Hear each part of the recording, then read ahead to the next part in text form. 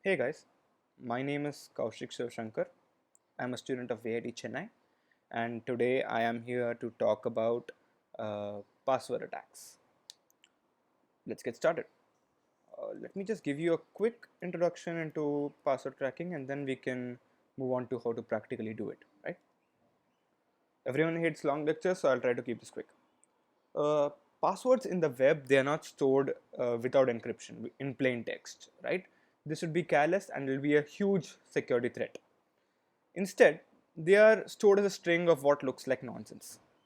Now, this string of nonsense is called a hash, and the function that produces hashes is called a hash function. Every hash function has a fixed length, right? Like there are numerous types. Like SHA-256 gives a hash of 64 characters, SHA-512 gives a hash of 128 characters, and MD5 gives a hash of 32 characters. And SHA stands for secure hashing algorithm. So, and every time you give the hashing algorithm the same string, for the same string, it will always give the same hash, right? Okay. So the problem for us, okay, so before we go forward, let me show you how we can create hashes, right, in our machine. We'll try MD5. I'll just pick a random string. I'll just take my name. Okay, my name is Kaushik, right? And I'll hash this using MD5. Now, okay, echo simply prints whatever is given in the brackets, quotes in the terminal, right? So if I say echo hi, it should print hi. Easy. Now, we can also the program that we are going to create the hash with, the MD5 sum program, is not meant to hash strings. It is meant for checksum. If you see in the help, it will tell you that print or check MD5 checksums. And checksum, as you probably know, it has to be invoked on a file, right? So to give it a string input, we have to pipe into it. What does that mean? Okay, piping into means the pipe is just this vertical line, right? This vertical line. So whatever you give before the pipe is treated as input to whatever is written after the pipe. Easy. So if we say echo Kaushik MD5 sum, it'll simply give excuse me, it'll simply give Kaushik as input to MD5, right? So now this will give us an MD5 hash. This is a 32 character MD5 hash. To count the characters, you can simply pipe into word count slash c for characters, right? Okay. So now we know how a hash is produced. Let's go back and finish our introduction. Uh, Now the problem with these hashing algorithms is that there does not exist a program. Now these hashing algorithms cannot be reverse engineered, right? So there is no program which can just take a hash and immediately give us back the plain text word without much computation or without like trial and error, right? Now of course we won't let this stop us. We are hackers. So password attacks are broadly of two types. One is brute force, in which we try all the possible combinations of the password from like 000 to like ZZZ, every possible combination. Now, of course, this is very intensive, very hardware intensive. So we cannot do this in our on our like laptops, right? Like ultrabooks or whatever. So we need very expensive and heavily equipped computers to do brute forcing. So instead, we'll be doing a dictionary attack. A dictionary attack uses a file, a word list with like a ton of possible passwords, right? And the program just checks one by one, each word one by one, to check if it is the password which you are looking for.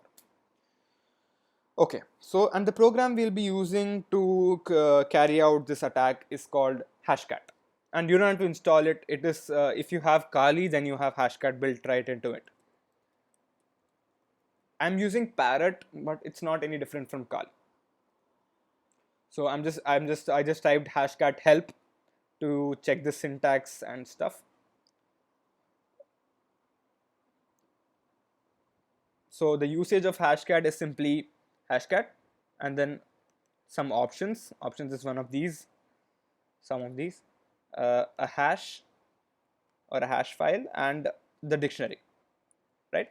And I already have a hash that we are going to crack today. It is in crackme.txt. Crackme.txt.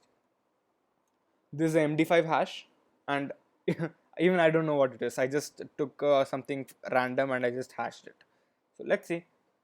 And the usage of the syntax of Hashcat is Hashcat. /A is for attack mode, /M is the mode of the hash, and then the hash file, and then the dictionary file. So attack mode 0 simply means straight. You don't have to bother with anything else for now. -M is for mode. So the mode list is right here. This is the in the leftmost column you can see the mode list. These are the hash modes. We want MD5 and that is mode 0. But you can see that Hashcat supports a lot of modes. So anything you want to crack, as long as you have the hash file, you'll be able to crack it. Yeah, then the mode that we want is 0. So let's start right away. Hashcat attack mode 0, hash mode 0, attack mode 0 for straight attack, and -M0 because 0 stands for MD5. And this hash is an MD5 hash. And then the hash file is crackme.txt, and the dictionary. Now the dictionary we're going to use is the most well-known the most well-known word list in all of ethical hacking. It is called ROCQ. ROCQ is also there in every Kali Linux distribution or any Parrot distribution. It should be in user share word list ROCQ.txt. Now sometimes I think in some stock Kali Linux distributions, you won't have a text file, you'll have a .gz file. Now in case that happens, feel free to ask me how to unzip that. So okay, we are all set. Let's get this going. Oops. So Hashcat says that it does not want to run in a VM because it can expect a heavy speed loss. However, we can use /force to override that. Yeah, so we'll do that because this is just for educational purposes and we know that it can be cracked, so it won't take much computation anyway. Okay, let's get it going. So it is now building all its settings. We can, by tapping S, we can see the status. Oh, it is already cracked. So it is already cracked. If we scroll up, we can see that this hash is the hash of Lone Gunman 68. It's funny. To prove to you that this is really the hash of this, we can simply, like we hashed my name, we can try hashing this. Just a second. Yeah. So we can say echo -n this. We can pipe that into MD5 sum. And that should be the same as crackme.txt. Yes, it is. So we have successfully cracked our first hash. Congratulations. So that hash was Lone Gunman 68. If you didn't understand any step of the process, feel free to ask anyone. Even I should be there in the call. All right. So your first experiment should be to take some words off of ROCQ and then calculate their MD5 sum. Or there are also all the hashing algorithms I mentioned earlier, SHA-512, SHA-128, SHA-256, all those also have respective hashing programs. So we can do and then pass that on to SHA-256 sum. This should give us a 64 letters character string, right? These are just different algorithms, right? They'll have different lengths, or they'll give different outputs, of course, even if they have the same length. Alright, so now I have a list of hashes that I want you to crack. I will send the link to you in the call, and that will be your experiment. You will have to crack all the strings using Hashcat and RockQ. Thank you for listening. This was my intro to password attacks. Have a nice day.